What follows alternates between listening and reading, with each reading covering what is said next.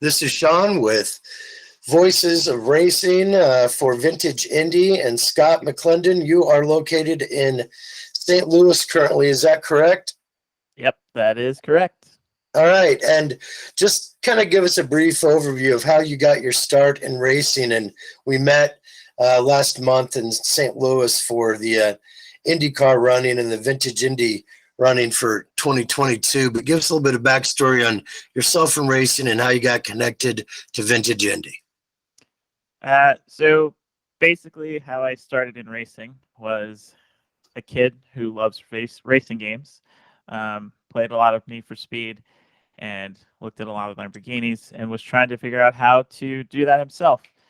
So in high school, after watching NASCAR and watching a little bit of IndyCar, I researched how to actually get into racing and basically started in Super Mileage Challenge, which is a group of high schoolers from different districts in Missouri coming all to this one group event where we built our own carts over the course of a select months and got as much fuel mileage as we possibly could. Our team got 230 something miles to the gallon, and I was one of the drivers to do our runs.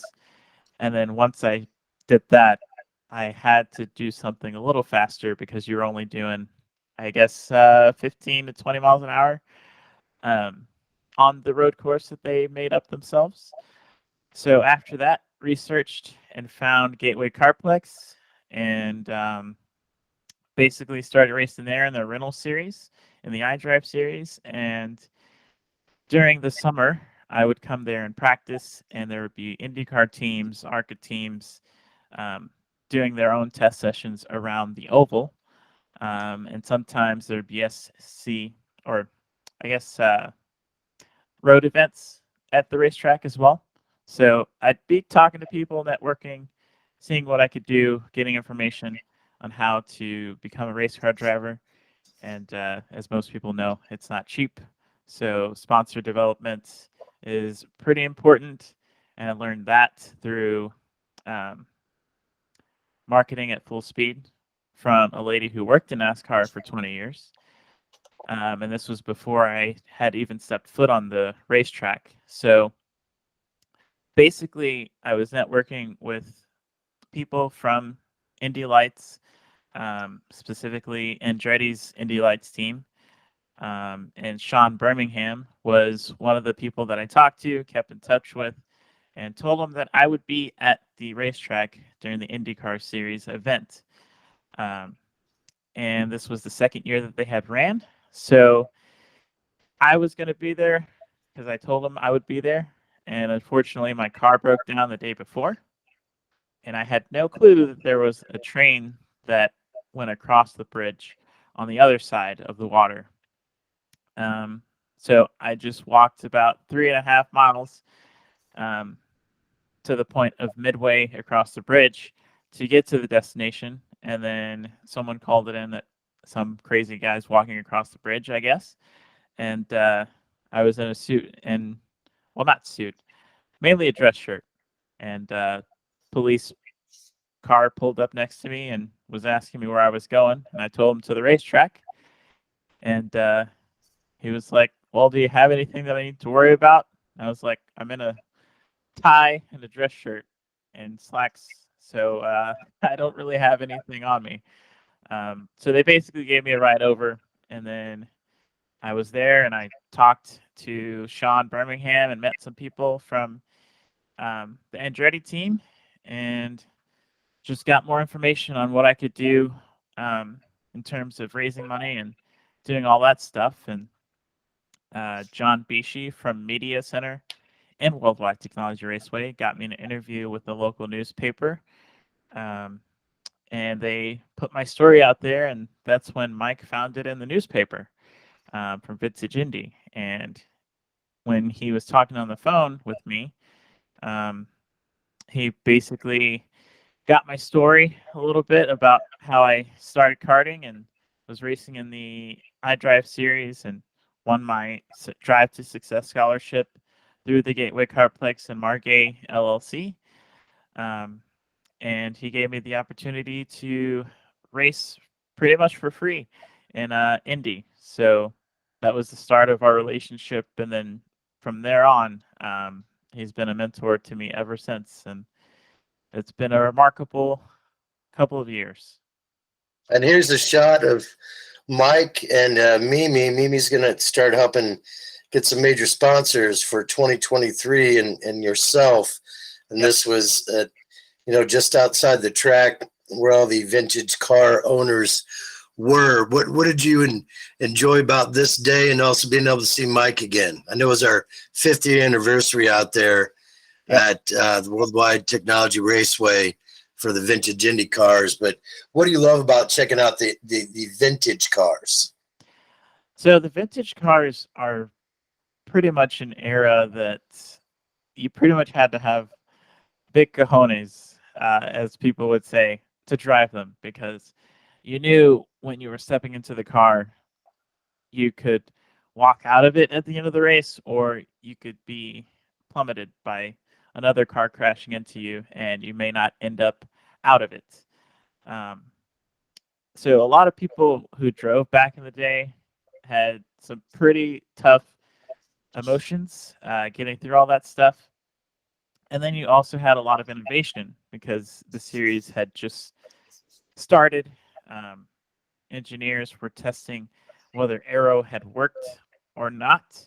And sometimes they just put things together and it worked, but they didn't know how it worked at the time. So it's a really cool era to see how racing has evolved and how safety has improved tremendously, especially in the last decade or so, for drivers. And that element is really good because that means we have less deaths, less incidents and injuries.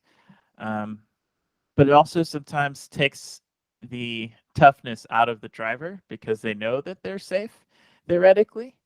So you don't really have caution when you are throwing a dive bomb into turn one, because you'll be fine. If you crash, the car isn't gonna burst into flames because the gas tanks now are not directly behind you with the engine that could burst and explode. So, they rarely happen, but yeah. All right, so here's a shot of you and two legends, Al Unser Jr. and Terry Trader, and also Grant. You said Palmer, right? He's been running with you, and he's kind of had his own path of success. What was it like to be able to talk with Terry and Al Jr.? It's really cool to talk with both of these guys because they've seen so much. They were there when, like I said, people were not necessarily making it out of a crash, and they had probably one of the biggest cojones in motorsport because they were some of the most aggressive people. But Al Unser, iconic name, and he's one of the people that I talked to at Quincy, Illinois, last year, actually. And that's when I first met him. And I was telling him how my dream is to become an IndyCar driver, and I'm pretty much doing as much as I can to get there, and I'm not going to stop till I get there. And he's told me that with that determination and with the character that I have, I can definitely get to where I want to go. I just have to continue pushing and finding out, who can help me and networking with the right people. And that's what I've done over the course of the past, 5 years or so. Meeting with people like Terry, who had just given me a ride for next year in Quincy in the Park. One of the biggest, if not the biggest, karting races in the world, because you have people coming all over from the world to race in the Quincy Grand Prix, because it is a street race, but it's so dangerous. You have to really be smart about your moves and be smart about whether or not you're going to pass someone or just let them go. And then you obviously want to avoid jumping across the finish line and missing your braking point and smashing into the barrier in turn one, which the barrier isn't really a barrier. It's a really hard brick wall that can really go bad if you hit it the wrong way. So it's really awesome to see them and talk with them about the past and also about what I can do to help my future and if I can lean on them for advice. Okay, so here's a shot of you. Why don't you just kind of give us a little bit of backstory here? And it was also for 3 for Thursdays at the karting runs that happen out in St. Louis there. But just give us a little bit of backstory. So the top right photo is basically me wearing this helmet that I always wore in the Rankin Technical College shop all the time.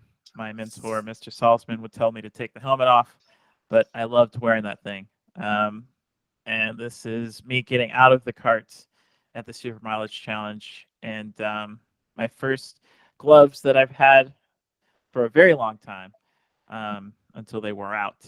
But very iconic moment because that was the start of, holy crap, I really love this stuff and I want to go faster.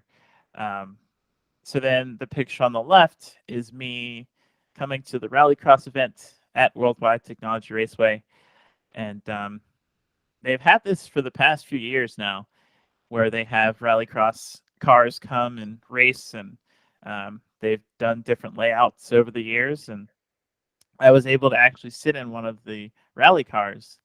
And Rallycross is really cool because they pretty much race anywhere. Rain, snow, sunshine. They race in the woods. They race, you name it. So it's pretty cool to see them. And being able to race that in the sim is really cool and really awesome because technology has grown so fast and come so far to where you can actually race some of the tracks that they race at. And yeah, it's just really cool to be able to sit in the actual thing and see how wide and how small they actually are compared to what you see on TV.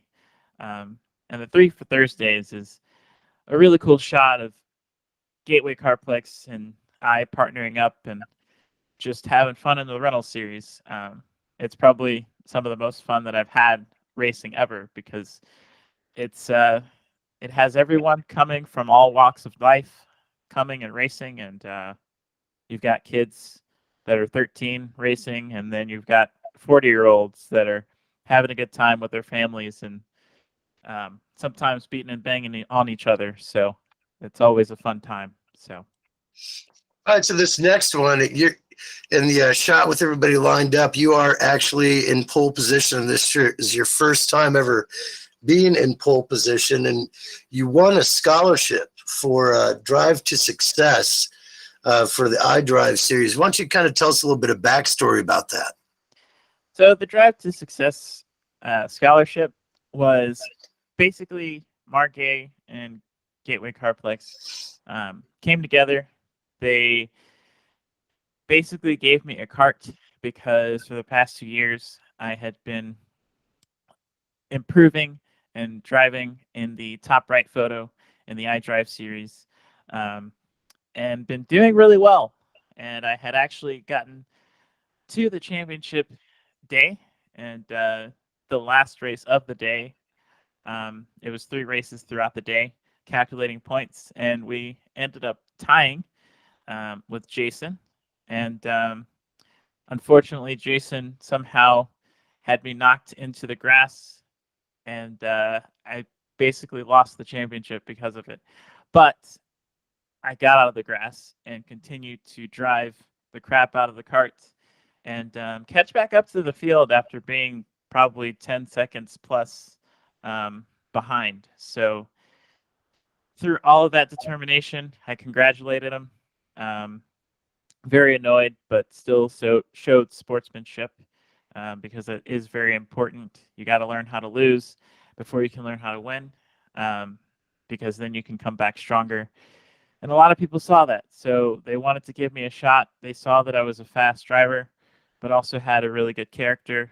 So the Drive to Success Scholarship allowed me to actually compete in the Ignite series, which was a step up from the Idrive series. And I had my own kart, which is the top left photo. Really blue, yellow scheme that I really loved so much. And that was my first race in the series, and I got pole position against some of the best in that series. So I was pretty proud of myself.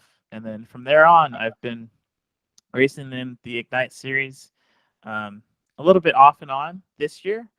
But 2018 and 2019, I raced a lot.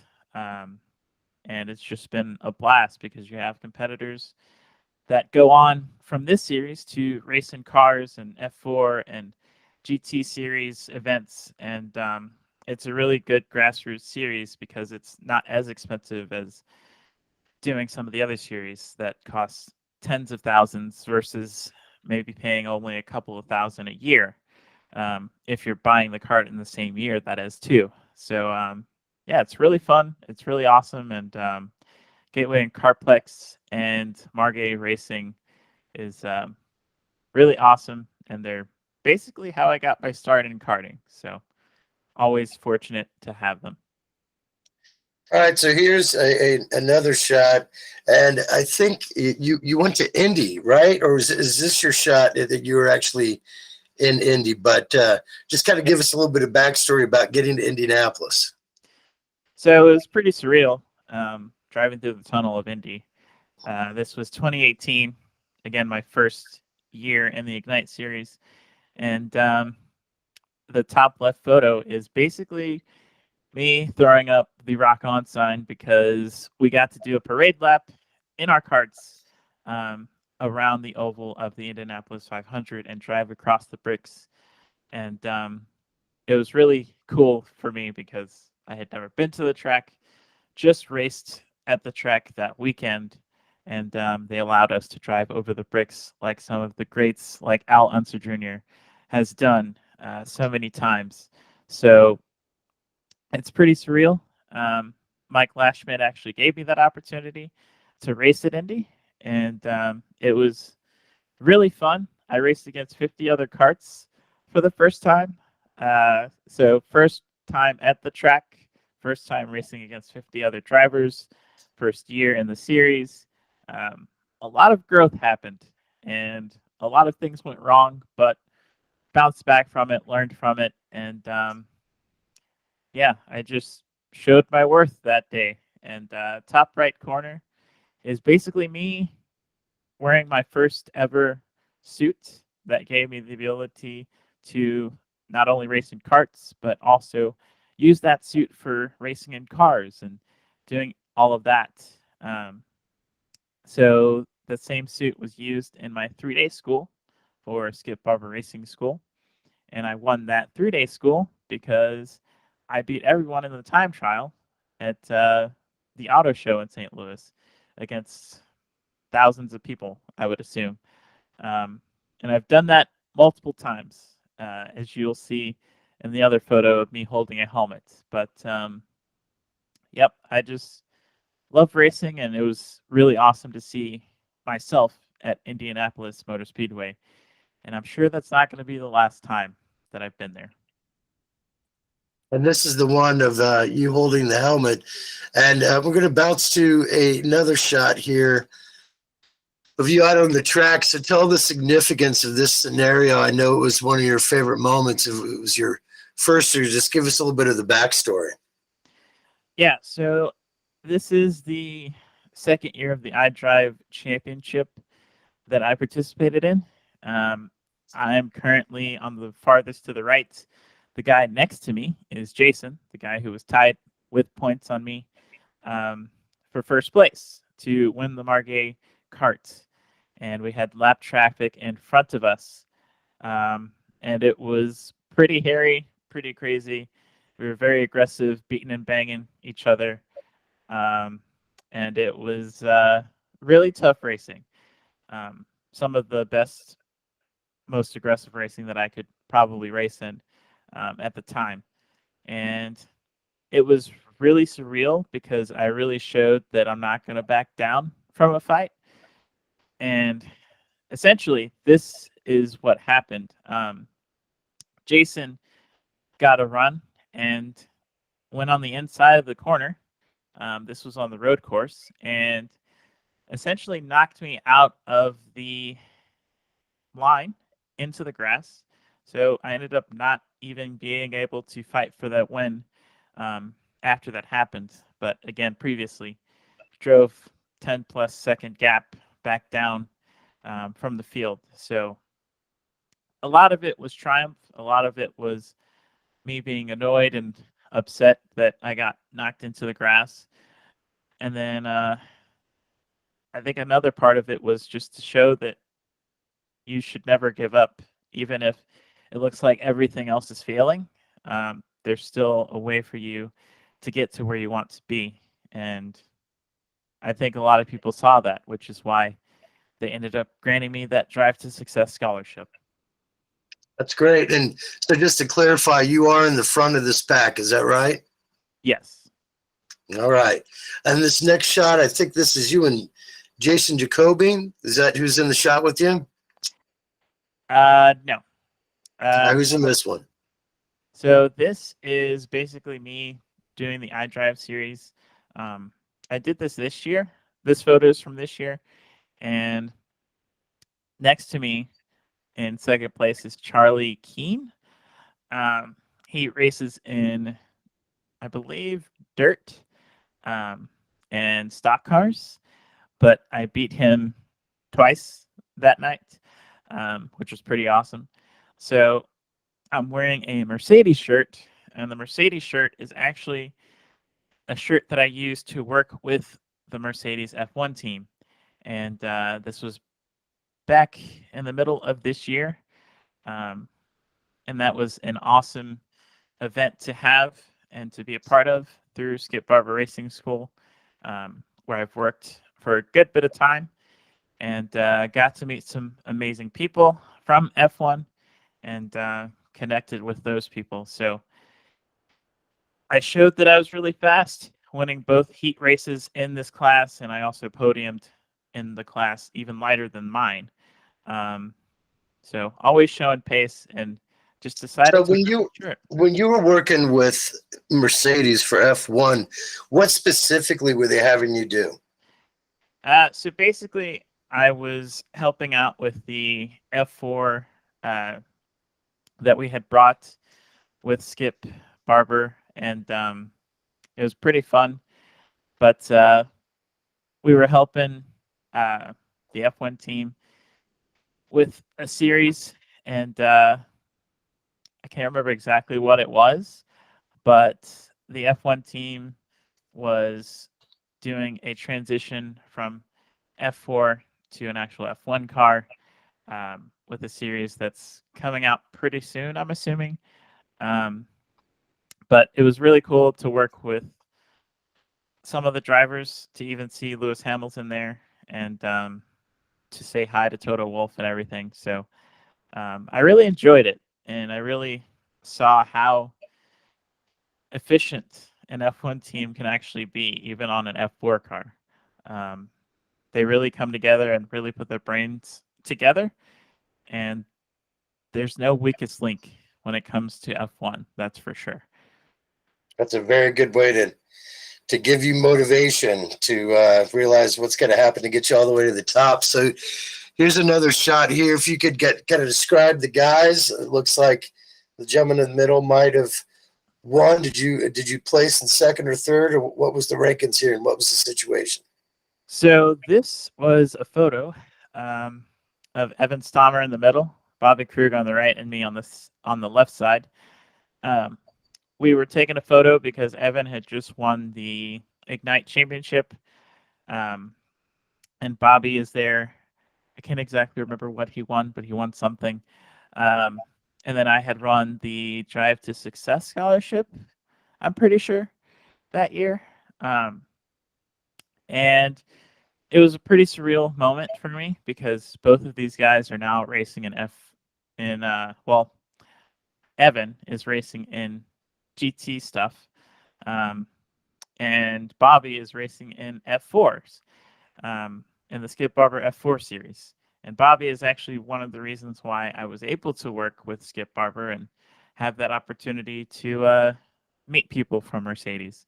And Evan is just such a great guy, a really fast driver, who's also going from karting to race cars.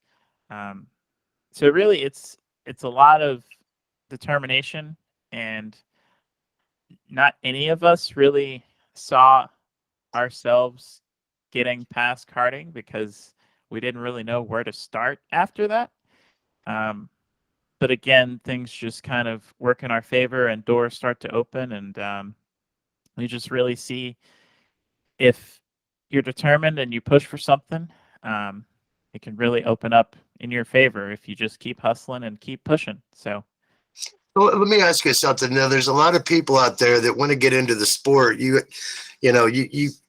did something very unique and just kind of took it upon yourself and climbed up through the ranks. And not a lot of people even have that ability or gumption or think they can do that. And then you get with a couple guys that you become friends with, like Evan and Bobby, and you're able to run against them, and you learn from mentors, and you also learn from crews, and they teach you how to dial it in and do everything you need to do. But what do you think are some of the other things you actually learn from the other drivers that are your age? I guess I would say just don't back down, and don't tell someone that, or don't let someone tell you that you can't do something that you want to do, because your dreams die when you let them, not when someone else tells you that they're over. So no matter how old you are, I've gotten told this plenty of times, to where you're too old to really get your start in IndyCar. You really got to start moving soon. All this other jazz. When really that's not the case, because I've had so many instances that I've researched, and people that I follow, like Jesse Iwuji, a NASCAR driver who races in Xfinity. He started at 28, I believe, racing in stock cars, and he was a military vet, but he started really late compared to some of the other drivers who start at 4 years old, 5 years old, and I started at 16. So nothing's impossible, and that's one of the things that I've learned. And me and Bobby, especially, we piggyback on each other about, we can do whatever we can.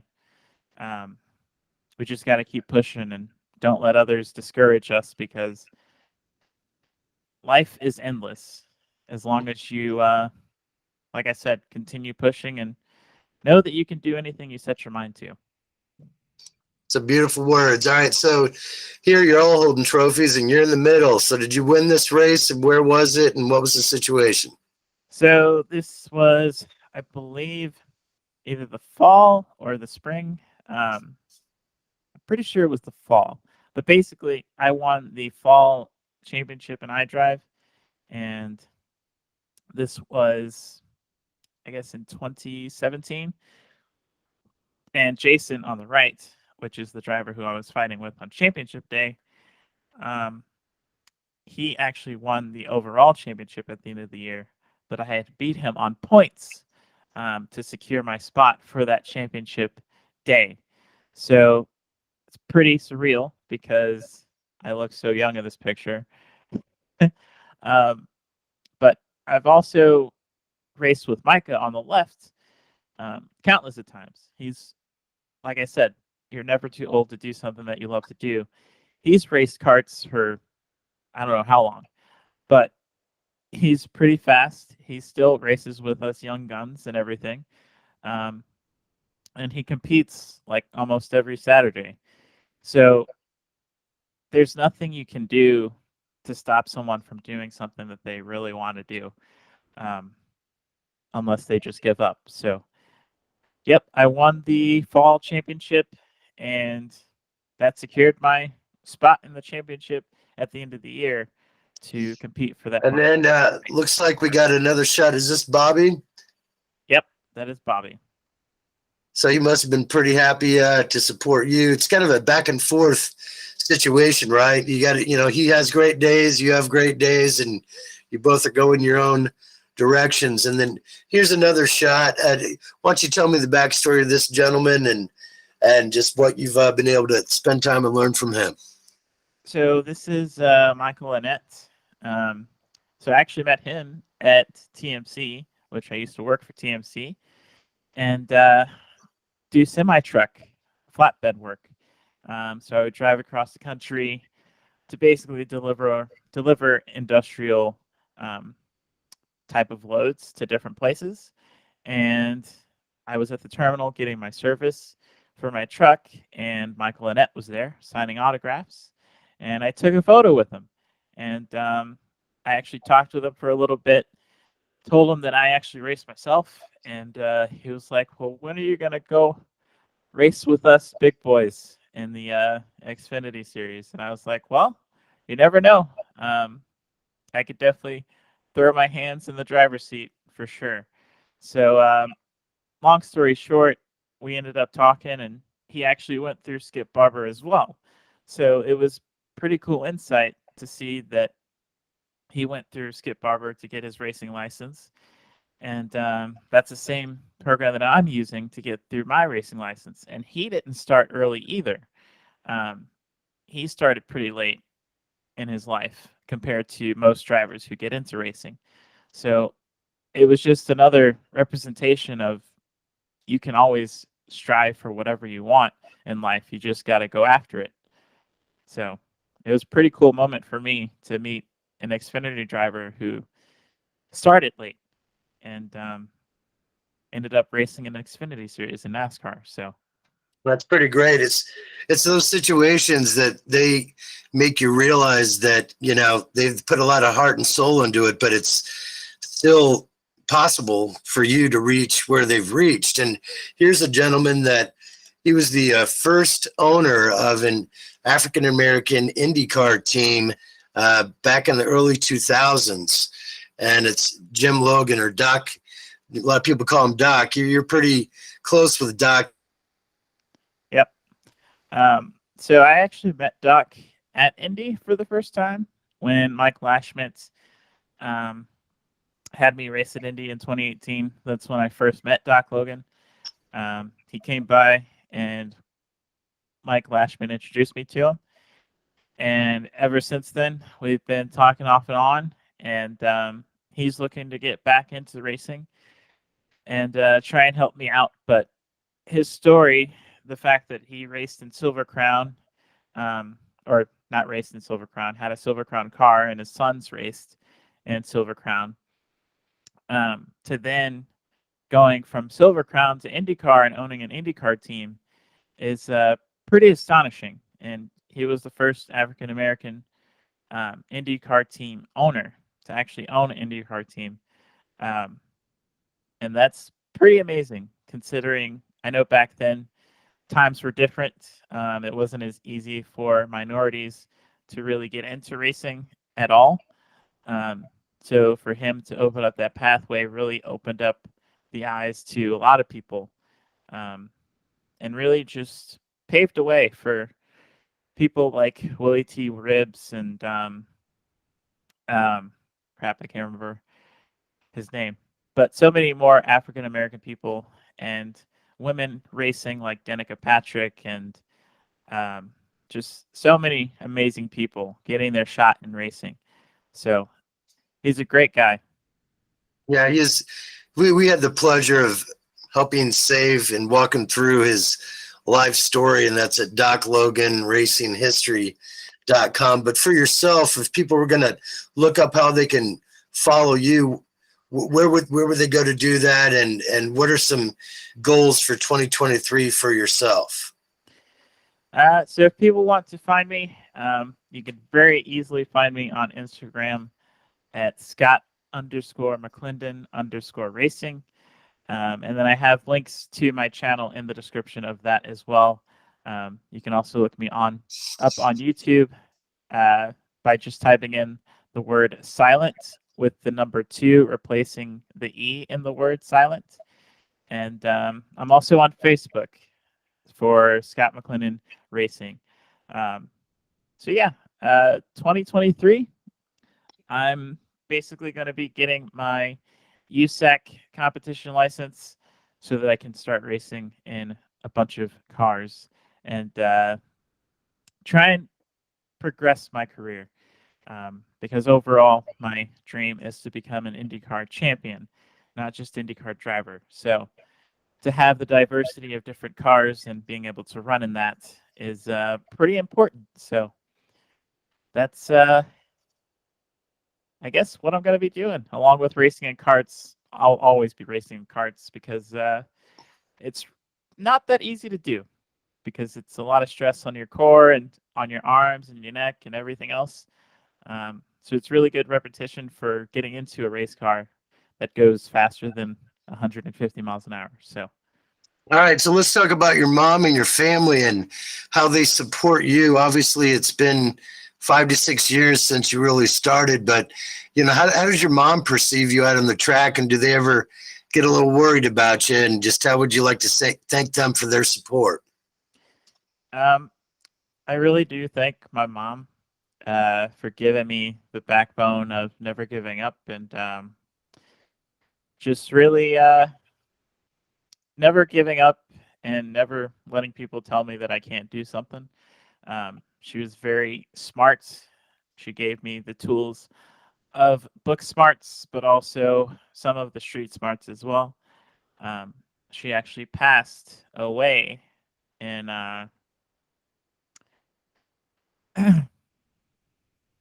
sorry, she passed away in 2019.